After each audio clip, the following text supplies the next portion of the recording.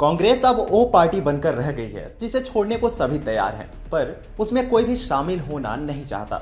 इसका सबसे बड़ा कारण जो सबके मुख पर रहता है वो एक ही है कि सोनिया गांधी और राहुल गांधी का पार्टी को संगठन के तौर पर नहीं अपितु राजशाही की भांति चलाना। स्वयं को श्रेष्ठ और सर्वश्रेष्ठ मानते आए गांधी परिवार ने कांग्रेस का बटाधार कर दिया है। कांग्रेस की बर्बादी के लिए यदि कोई जिम्मेदार है तो वो है गांधी परिवार। मां नहीं तो बेटा और बेटा नहीं तो बेटी, कांग्रेस में इसी के इर्द गिर्द सब कुछ मंडराता है। ऐसे में कई नेता जो कांग्रेस के आला कमान की तानाशाही से खिन्न थे, वे पार्टी छोड़ विभिन्न दलों में चले गए और अपने राजनीतिक भविष्य को सुरक्षित कर लिया। हाल ही में जिस नेता ने कांग्रेस का दामन छोड़ा है वो है कांग्रेस नेता और जम्मू कश्मीर के तत्कालीन महाराज हरि सिंह के पोते विक्रमादित्य सिंह। नमस्कार, आप देख रहे हैं टीएफआई, जो है देश का सबसे बड़ा अल्टरनेट न्यूज मीडिया पोर्टल, और मैं अवनीश तिवारी आपको विक्रमादित्य सिंह द्वारा कांग्रेस छोड़ने के उन कारणों से अवगत कराऊंगा जिससे कांग्रेस का बंटाधार हो रहा है और उसके खिलाफ सोनिया राहुल के चाटुकार आवाज उठाने से भी कतराते नजर आते हैं। तो अविलंब आरंभ करते हैं। दरअसल एक क्वीन की भांति चले आ रहे सोनिया के व्यवहार और उनकी निरंकुशता का ही परिणाम है जो कांग्रेस से नाराज विक्रमादित्य सिंह ने पार्टी को अलविदा कह दिया।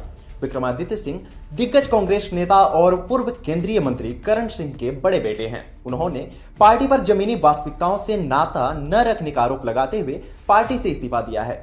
यह कोई नया कारण या कोई नई बात नहीं है। कांग्रेस आला कमान के इसी राजशाही रवैये ने आज उससे कहीं का नहीं छोड़ा है। जहां भी कांग्रेस की हार हुई वहां से एक ही आवाज उठी, नेतृत्व परिवर्तन। वो बात अलग है कि नेतृत्व परिवर्तन का नारा बुलंद करने वाले नेताओं ने पार्टी में अपमान का घूंट पीकर दल परिवर्तन कर लिया, क्योंकि नेतृत्व परिवर्तन की बात उठाकर वे कांग्रेस आला कमान की आंखों में खटकने लगे थे और ऐसे में वहां रहना मतलब खून का घूंट पीकर रोज अपनी फजीहत कराने के समान था। एक और जहां आज भी देश के कई राज्यों में राजशाही परिवारों के वंशजों को पूजा जाता है, लोग उनकी इज्जत एक राजा के तौर पर नहीं बल्कि अपनत्व की भावना के साथ किया करते हैं। तभी आज चाहे वो ज्योतिरादित्य सिंधिया हो, जितिन प्रसाद हो या फिर विक्रमादित्य सिंह, उनके जैसे तमाम राजशाही परिवार से ताल्लुक रखने वाले नेताओं की लोकप्रियता और जनता में उनके प्रति प्रेम भाव में लेश मात्र की कमी नहीं आई है। और यहाँ स्वघोषित राजा रानी वाली कांग्रेस को एक ही राजशाही परिवार चलाता आ रहा है, नाम है गांधी परिवार। इन सभी नेताओं में सबसे बड़ी समानता यही है कि यह सभी कांग्रेस पार्टी से प्रत्यक्ष अथवा अप्रत्यक्ष रूप से जुड़े रहे और अंतोगत्वा भाजपा में शामिल हो गए। यूं तो विक्रमादित्य सिंह ने आधिकारिक तौर पर भाजपा में शामिल होने के कोई संकेत नहीं दिए हैं, परंतु जैसी परिस्थितियां हैं उससे यह अनुमान लगाया जा सकता है कि वो आज नहीं तो कल भाजपा का दामन थाम ही लेंगे। यह कांग्रेस की सबसे गलत और कुंठित सोच वाली नीति रही है जो उसने कभी भी उन योग्य राज परिवार से आने वाले नेताओं को आगे बढ़ने का अवसर नहीं दिया जिनके परिवार का एक अहम योगदान स्वतंत्रता और स्वतंत्रता पश्चात देश के लिए रहा। उन सभी को छोड़कर कांग्रेस ने चाटुकारों और नेहरू गांधी परिवार की जी हुजूरी करने वालों को ही आगे बढ़ाया और यही कारण रहा जो एक एक कर उन सभी ने कांग्रेस को तिलांजलि देना बेहतर समझा और अपने अस्तित्व एवं स्वाभिमान को जीवंत रखने के लिए अन्य पार्टियों का रुख किया। वो बात अलग है कि कांग्रेस के नेता उन्हें अवसरवादी कहते हैं, पर उन कांग्रेसियों को शायद यह विदित नहीं कि यह वही कांग्रेस आला कमान है जो सरकार बनाने के लिए इन्हीं राजशाही परिवारों के बल पर चुनाव जीत जाती थी और अंत में उन्हीं को बाहर का रास्ता दिखा दिया जाता था। ऐसे में अवसरवादी कौन है यह अनुमान लगाना बेहद आसान है। अब बात विक्रमादित्य सिंह की करें तो उन्होंने ट्विटर के माध्यम से यह बात साझा की कि वो त्यागपत्र दे रहे हैं। उन्होंने कहा, मैं भारतीय राष्ट्रीय कांग्रेस से इस्तीफा देता हूं। जम्मू कश्मीर के महत्वपूर्ण मुद्दों पर राष्ट्रहित को लेकर मेरी स्थिति कांग्रेस पार्टी के साथ मेल नहीं खाती है। पार्टी जमीनी हकीकत से कट चुकी है। अपने पोस्ट के साथ उन्होंने एक पत्र साझा किया जिसमें उन्होंने लिखा कि प्रिय श्रीमती सोनिया गांधी जी, मैं तत्काल प्रभाव से कांग्रेस की प्राथमिक सदस्यता से इस्तीफा देता हूं। मेरा मानना है कि कांग्रेस जम्मू एवं कश्मीर के लोगों की भावनाओं और आकांक्षाओं को महसूस करने और व्यक्त कर पाने में असमर्थ है। विक्रमादित्य सिंह ने यह भी कहा कि उन्होंने कांग्रेस में शामिल होने के बाद बालाकोट हवाई हमले, अनुच्छेद 370-35 को रद्द करने सहित कई अन्य मुद्दों के समर्थन में विचार व्यक्त किए थे। उन्होंने कहा, कांग्रेस में शामिल होने के बाद मैंने कई मुद्दों के समर्थन में विचार व्यक्त किए जो कांग्रेस के रुख से मेल नहीं खाते।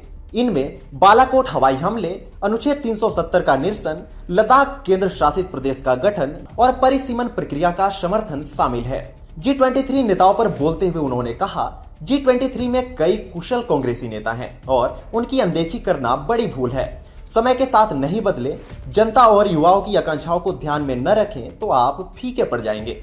अगर कोई समूह आला कमान को सुझाव देने के लिए उभरा है तो पार्टी को उसमें सहयोग देना चाहिए। उन्होंने फिल्म द कश्मीर फाइल्स पर भी बात की और कहा कि यह देखकर दुख होता है कि कांग्रेस अभी भी कश्मीरी नरसंहार के नतीजों को स्वीकार नहीं कर रही है। उन्होंने कहा, मैंने द कश्मीर फाइल्स फिल्म नहीं देखी है, लेकिन मैं 1989 तक श्रीनगर में था। यह दुखद है कि कांग्रेस अभी भी इनकार कर रही है और कश्मीरी नरसंहार के नतीजों को स्वीकार नहीं कर पा रही।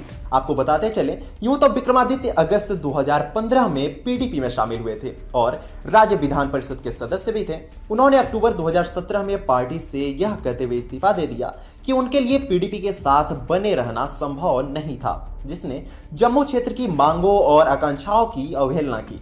इसके बाद वो कांग्रेस में शामिल हो गए और उन्होंने कांग्रेस से जम्मू कश्मीर के उधमपुर निर्वाचन क्षेत्र से 2019 का लोकसभा चुनाव लड़ा था, जहां उन्हें हार का सामना करना पड़ा था।